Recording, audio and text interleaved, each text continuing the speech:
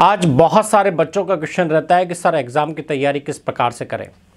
तो एग्ज़ाम की तैयारी, अगर आप फाइनल ए पेपर की तैयारी कर रहे हैं तो आज उन्हीं के लिए मैं बहुत अच्छा ये वीडियो लेकर आया हूँ। आप वीडियो को अंत तक ज़रूर देखें, बहुत सारी चीज़ें इसमें काम की आपको मिलेगी। सबसे पहले बात है कि एग्ज़ाम की तैयारी किस तरह से करें, कौन सी रूपरेखा बनाएं, किस तरह से तैयारी का टाइम टेबल डिसाइड करें और किस तरह से तैयारी में लग जाएं। तैयारी एक दिन में नहीं होती है।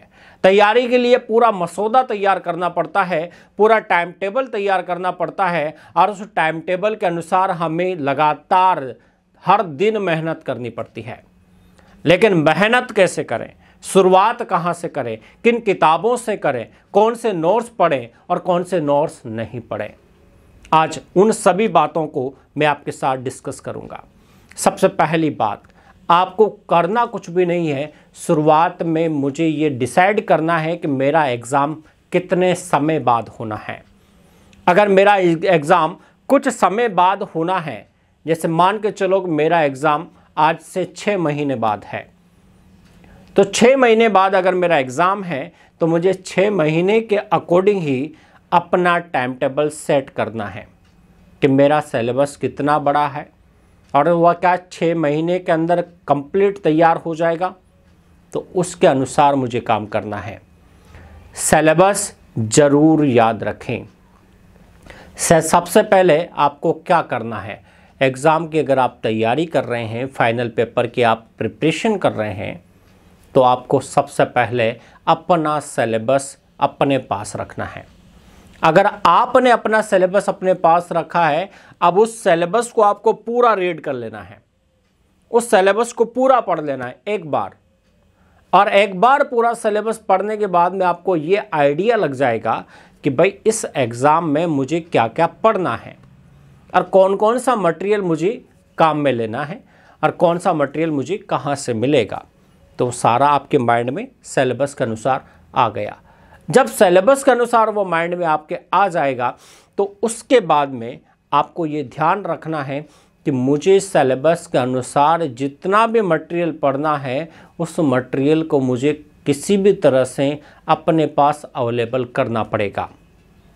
अगर उससे संबंधित कोई बुक्स है तो मार्केट से उसे परचेज करें, उससे संबंधित कोई नोट्स आपको मिल रहे हैं तो वो भी आप परचेज कर लें, उससे संबंधित अगर आपको कोई शॉर्ट नोट्स मिल रहे हैं तो वो भी परचेज करें।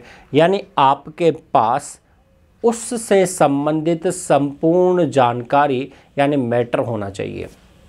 जब ये 2 काम आपने कर लिए तो फिर आप अब पढ़ाई की जर्नी को या पढ़ाई को स्टार्ट कर सकते हैं। स्टार्ट करने से पहले ये ध्यान रखें कि मुझे क्या करना है, शुरुआत कहाँ से करनी है।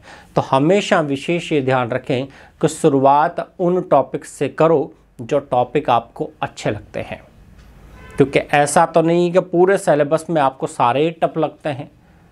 पूरे सिलेबस में कुछ टॉपिक आपको बहुत अच्छे लगते होंगे या फिर सिंपल लगते होंगे, याद नहीं होंगे लेकिन सिंपल लगते होंगे। जैसे किसी को हिंदी पसंद है, किसी को ज्योग्राफी पसंद आती है, किसी को हिस्ट्री पसंद आती है, किसी को साइंस की बॉटनी पसंद आती है, किसी को जूलॉजी पसंद आती है, किसी का केमिस्ट्री में अच्छा माइंड है और केमिस्ट्री में बहुत सारे रिएक्शन उसको पसंद आती है। तो जो भी आपका पसंदीदा सब्जेक्ट हो या पसंदीदा जो टॉपिक हो, शुरुआत वहाँ से करें। क्यों ऐसा मैं आपसे क्यों बोल रहा हूँ, वह इसलिए क्योंकि वो टॉपिक आपकी एनर्जी को बढ़ाएंगे। आपका कॉन्फिडेंस लेवल जो लूज हो रहा है उस कॉन्फिडेंस को डेवलप करेंगे। कहा जाता है ना कि जब कोई मकान तैयार करना हो तो सबसे पहले नींव भरी जाती है। नींव भरना बहुत बड़ी बात है। उस नींव के ऊपर जितनी ज़्यादा नींव मजबूत होगी, आपकी मकान की मजबूती उतनी ही ज़्यादा होगी। तो नींव का मतलब ये है कि आप जब पढ़ाई करो तो अपनी जो नींव है उसे टफ टॉपिकों के ऊपर मत रखो। जितने ज़्यादा आप टफ टॉपिक को शुरुआत में लेंगे, वो फिर आगे की पढ़ाई करने में आपको मुसीबत क्रिएट करेगा, क्योंकि टफ टॉपिक तो शुरुआत में हमने पढ़ लिया, बाद में जब सिंपल टॉपिकों की तरफ बढ़ेंगे तो अंत में सिर्फ सिंपल ही याद रहेंगे, टफ तो याद रहेगा नहीं। और सिंपल ही याद रखा और टफ याद नहीं रहा तो भैया आपका तो पढ़ाई गई। क्या करना है आपको, हमेशा शुरुआत सिंपल से करें, जो आपको अच्छा लगता है उससे करें। जब पढ़ते पढ़ते 1 दिन 2 दिन 4 दिन बीतेंगे तो आपको पढ़ाई में मज़ा आएगा। विशेष इस बात का ध्यान रखें कि अपनी पढ़ाई की आप 6 महीने के अनुसार अगर आपका पेपर है तो उस 6 महीने में उन टॉपिकों को डिवाइड कर लें कि मुझे अगले 7 दिन में इन टॉपिकों को कवर करना है, अगले 7 दिन में इन टॉपिकों को कवर करना है, अगले 7 दिन में इन टॉपिकों को कवर करना है।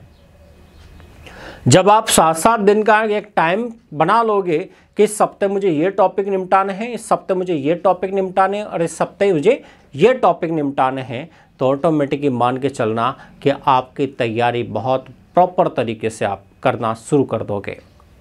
शुरुआत में अच्छे टॉपिक चुनें और अच्छे टॉपिक को पूरा पढ़ डालें।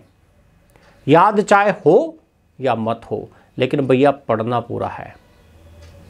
याद अपने आप रहेगा क्योंकि ये 1600 सीसी का माइंड है और ये हमारे सीसीटीवी कैमरा, इस 1600 सीसी के माइंड ने इन सीसीटीवी कैमरे से जो देख लिया वो उसे याद रहेगा, बशर्ते वो आपकी आंखों के सामने से गुजरा हो।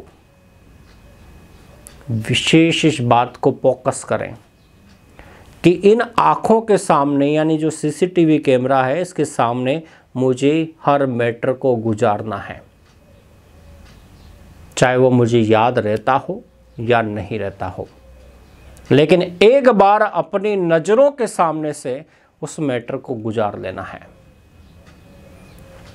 क्या होगा जब आप 300 पेज की किताब को जब पूरा पढ़ लेंगे, जब आप अंतिम पन्ने की ओर बढ़ेंगे, अंतिम पेज की ओर बढ़ेंगे किताब की, याद कुछ नहीं रहा होगा, लेकिन जब अंतिम पत्ते की तरफ आप पढ़ेंगे तो ऑटोमेटिकली आपके अंदर एक कॉन्फिडेंस डेवलप होगा। करे यार मैंने तो किताब पूरी कर दी, यार मैंने तो सिलेबस पूरा कर दिया। ये जो पॉजिटिव थिंग्स है ना, ये इंसान को बहुत ज़्यादा पावर देकर जाती है, इंसान को बहुत ज़्यादा मजबूत करती है। पॉजिटिव थॉट्स इंसान को बहुत ज़्यादा मजबूत करती है। तो जब आप सिलेबस पूरा कर लेंगे ना, चाहे याद मत हो, लेकिन सिलेबस अगर आपने पूरा कर दिया तो आधी टेंशन तो वैसे ही मिट जाएगी। अरे यार मैंने किताब पूरी कर ली। आप सोचना कि जब आप छोटी क्लास में थे, जब आप 10th में होंगे 12th में होंगे, तो उस टाइम पर आपको नहीं आता था, लेकिन जैसे आपने 10th पास करके 11th में गए और 10th वाला भाई आपका छोटा है अभी, अब वो आपसे जब आप 11th में हो या 12th में हो और आपका कोई छोटा भाई है वो 10th में है और वो आपसे पूछ रहा है भैया ये मुझे बता दोगे क्या। अब भैया खुद जब 10th में था तब उसको नहीं आता था, लेकिन बाद में जब वो 12th में आ गया उसने वो पीछे नहीं पड़ा, लेकिन 10th वाला बच्चा पूछेगा तो वो अपने आप बताएगा नहीं बताएगा, बताएगा। 10th में जब वो था तब उससे नहीं आता था, लेकिन जैसे वो 12th में गया तो उसे आने लग गया। क्यों? उसका कारण सीधा सा ये है कि उस टाइम पर उसने पढ़ा था, उसको याद भी था, लेकिन उसके माइंड में डिप्रेशन था, टेंशन थी और कहीं ना कहीं वो होपलेस था। इस कारण से वहाँ पर उसका आंसर वो नहीं दे पा रहा था।